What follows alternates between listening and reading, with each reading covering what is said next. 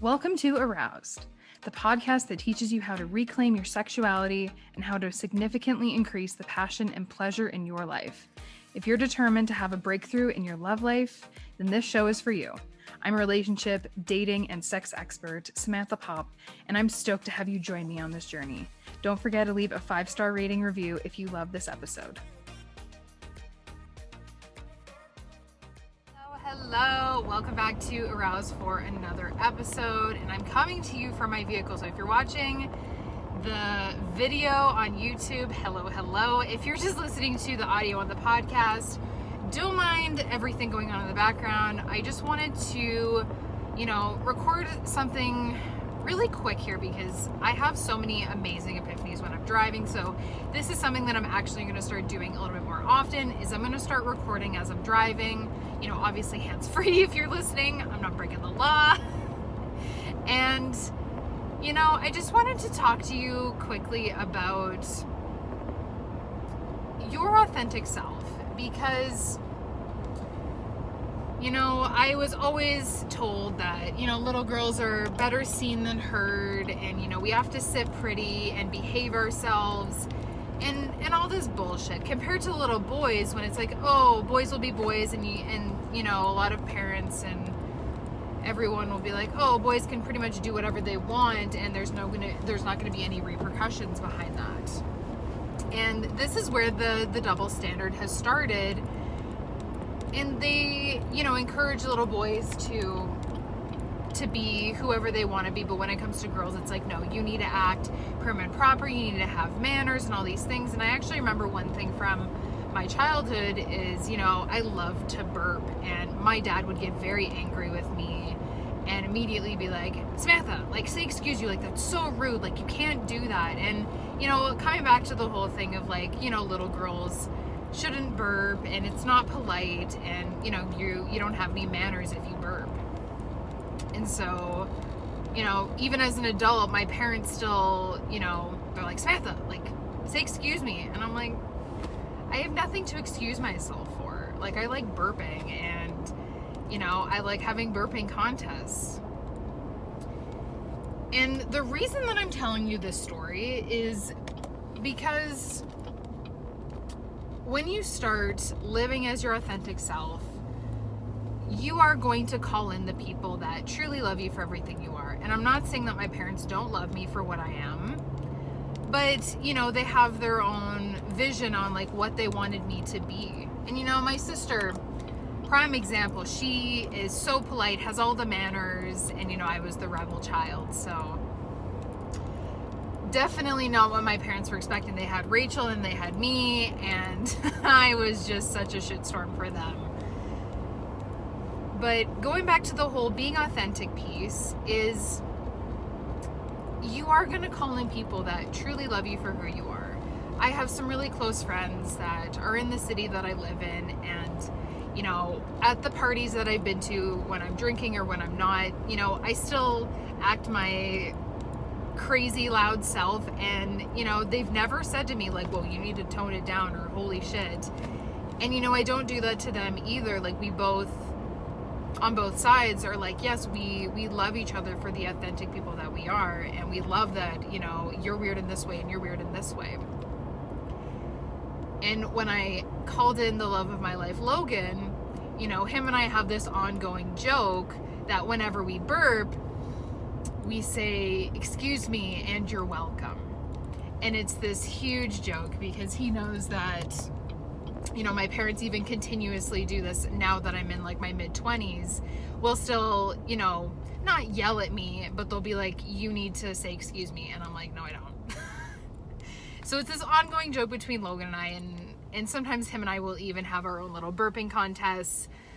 But through calling in the love of my life, I called in someone that saw me for my authentic person, as who I am, and isn't afraid to be the authentic version of who he is.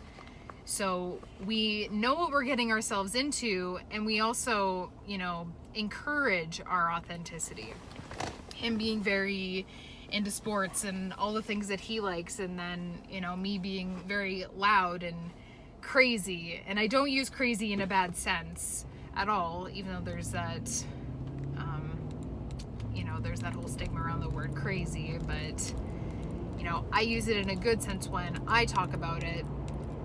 And that's the thing, like, he encourages me to burp, and we do all these things together, so it shows that you can really call in your authentic love of your life that will love you for everything that you are, and like, you will find them. Because if you don't like know enough about me, like, I drive a big lifted truck, I like hunting, I like target shooting, I like throwing knives, axe throwing, you know, I like to change the oil on my truck. Like, I'm a very different woman, but I also, you know, love wearing heels, I love dressing up, I love doing my makeup, I love that I've figured out that I actually have curly hair. I have a routine that once I'm done showering, I put in my curl activator and make my hair, you know, make its natural curls come out.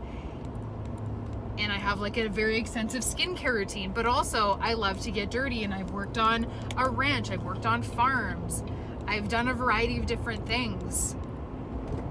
And, you know, Logan is very similar to me in so many different ways. And also on that note as well, I think it's important to have, you know, differences between you guys as well. Because for you to have everything in common and to do everything together, you do need some space apart. And you do need to do your own thing, like having a girls' night or having a guys' night or whatever it is. You do need to have some sort of separation from your partner and to live your own life. But you will call in the authentic love of your life that will love you for who you are, as long as you are showing your authentic version of yourself to them. If you are hiding parts of yourself from them,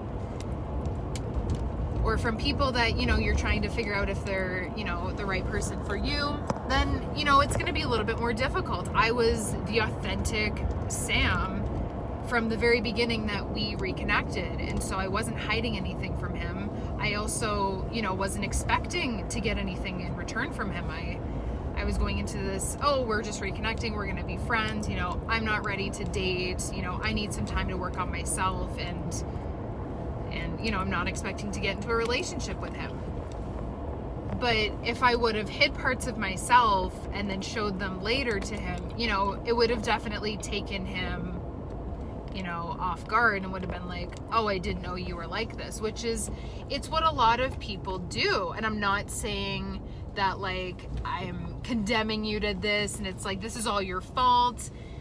But you know, it's what humans do when you're dating and you're courting.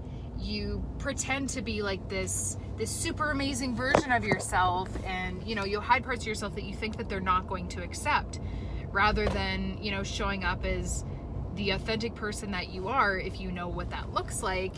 And then you can figure out, hey, you know, this person accepts me for who I am, and, you know, this person doesn't. So, you know, this person can be in my circle and this other person can't. Because I don't want to have someone in my life that doesn't accept and love me for everything that I am. That's just going to make me miserable. So I encourage you to really think, like, what does your authentic self look like? And if you're really struggling with this, I have an amazing 5-step guide that is for free. So before you're like, Sam, how much money does it cost? It's for free. So you can just head to the show notes and get my 5 steps to start living authentically guide.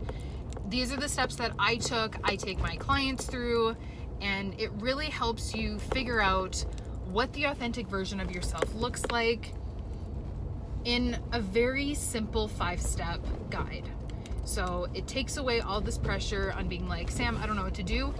Here's my 5-step guide. Go through it, you know, take the time and be very, very intentional with it, because if you focus on this alone and you're not multitasking, and you're serious about figuring out who the amazing, authentic version of you is, then you're gonna get so much out of this guide. If you're gonna be multitasking and not taking it seriously, then no, you're not gonna get a lot out of it. So that's why I'm telling you right now that if you take it seriously and, you know, you take the intentional time just to do that, then you're gonna have way better results on figuring out who the authentic version of you is rather than, you know, trying to do a million different things at once. So head to the show notes, get that free guide, and that's all that I have for you today. I hope you have an amazing rest of your day whenever you are listening to this, and I love you so much. I will see you in the next episode.